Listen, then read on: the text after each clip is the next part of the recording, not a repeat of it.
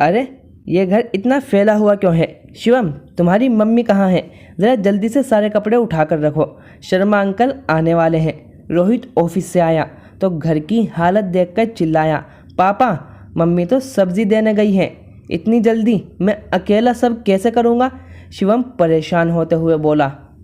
ओफो, ये आजकल सलोनी घर को साफ करने का काम क्यों नहीं कर रही है? चलो मैं तुम्हारे साथ काम करवाता हूँ। मैं सारे कपड़े मशीन में धुलने के लिए डाल देता हूँ, तुम सबके तौलिए बाहर ताल पर डाल दो, फिर झूठे बर्तन भी रसोई में रख देना, मैं मेज़ साफ़ कर दूँगा। और ये प्रिया कहाँ है? उससे कहो कि वो तब तक चाय बना लेगी। रोहित के कहते ही दोनों बच्चे और रोहित काम पर लग गए। वहीं बैठी रोहित की माँ से देखकर झुंझला रही थी। अरे बहू आती ही होगी, तुम सब ये घर का काम क्यों कर रहे हो? वो आकर कर देगी। आजकल वो भी ना जाने सारा दिन फ़ोन में क्या गिटाई पिटाई करती रहती हैं। सब्जी लेने के बहाने बाहर चली गई थी, घर के कामों पर उसका ध्यान ही नहीं है। सारा घर अस्त व्यस्त पड़ा रहता है, कोई मेहमान आ जाए तो कहाँ बैठा हूँ? मुक्ता जी ने अपने मन की भड़ास निकाली। अरे माँ, इस वक्त ये सब बोलने से कुछ नहीं होगा, शर्मा जी आने वाले हैं, तब तक हम लोग मिलकर घर की हालत सुधार देंगे। अगर सलोनी का इंतज़ार करेंगे तो काम नहीं हो पाएगा, रोहित बोला। 10-15 मिनट में तीनों ने मिलकर घर साफ कर दिया, कपड़े भी साफ हो गए। अब घर की हालत कुछ सही लग रही थी। थोड़ी देर में मेहमान भी आ गए। प्रिया ने सबके लिए चाय बनाई और शिवम ने नाश्ता लगाया। अभी सब चाय नाश्ता कर रहे थे कि सलोनी भी वापस आ गई। घर की हालत देखकर मन ही मन मुस्कुराई और हाथ मुंह धोकर मेहमानों के पास ही बैठ गई। थोड़ी देर में ही मेहमान चले गए और सलोनी खाना बनाने के लिए रसोई में। रात को डाइनिंग टेबल पर, मम्मी आज तो पापा और हमने मिलकर पूरा घर साफ कर दिया, वरना अंकल के सामने हमें बहुत शर्म आती।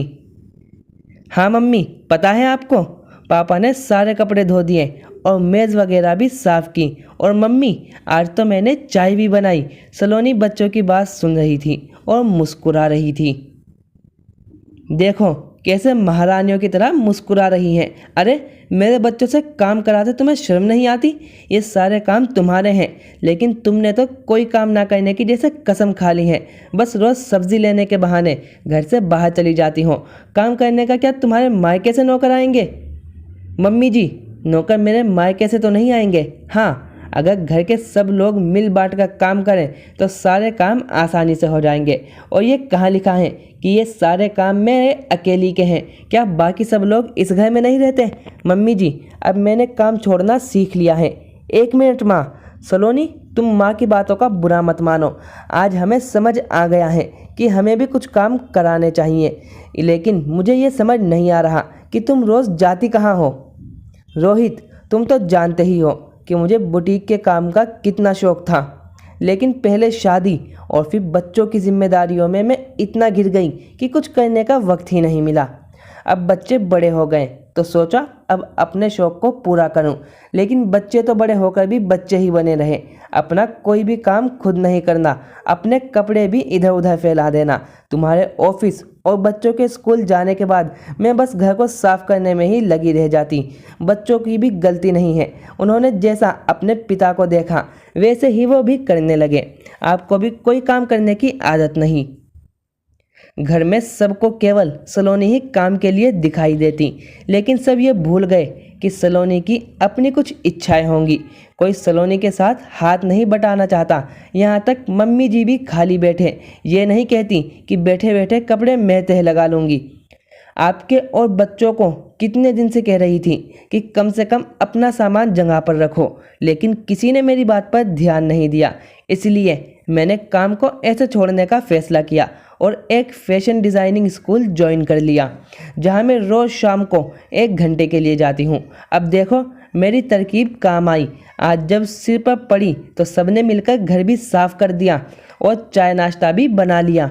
रोहित, अगर सब लोग मिलकर रोज़ थोड़ा थोड़ा काम करें तो मुझे भी इतनी परेशानी ना हो और मैं अपना शौक़ भी पूरा कर सकूं।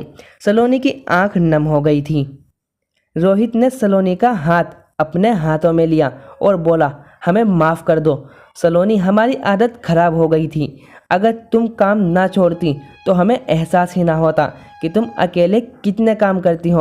अब से हम लोग अपने अपने काम बांट लेंगे और अब से तुम्हें सब्जी के बहाने स्कूल जाने की ज़रूरत नहीं। मैं या शिवम तुम्हें लेकर जाया करेंगे। तुमने सही कहा, हमारी आदत खराब हो गई थी। मुक्ता जी रोहित की बात सुनकर मुंह बिगाड़ रही थी। अब तो बेटे ने भी उन्हें बैठे बैठे सब्जी काटना, कपड़े तह करने जैसे काम करने की सलाह दी थी। आज सलोनी को सुकून आया था। अपने मन की बात कहकर वो हल्का महसूस कर रही थी। तो दोस्तों, क्या सलोनी ने काम छोड़कर सही किया? कमेंट सेक्शन में ज़रूर लिखिए और ऐसी और वीडियोस के लिए हमारे चैनल को लाइक, शेयर और सब्सक्राइब करना ना भूलें। मिलते हैं नेक्स्ट वीडियो में। Thank you for watching.